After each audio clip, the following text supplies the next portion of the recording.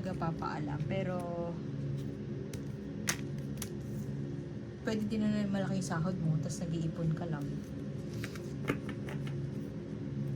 Nagde-detach ka na dun sa mga tao kasi alam mo na may kalalagyan ka after. Tingnan mo siya, oh, nakatingin siya below.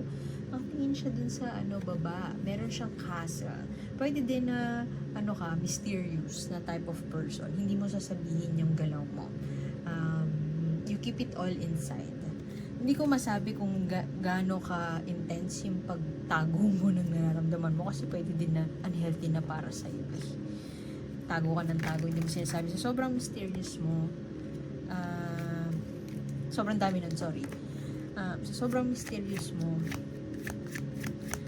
Bordering hindi ka aware, feeling ko, na passive-aggressive na.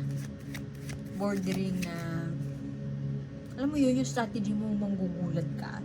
Pero hindi mo alam na kung sinabi mo lang siya, in-express mo lang siya, nag-open ka ng negotiation table, baka mag-iba ang circumstances. Pero dahil hindi mo sinabi, may grand plan ka, gusto mong tumingin sa baba para mga kayo, pasneya, ganon.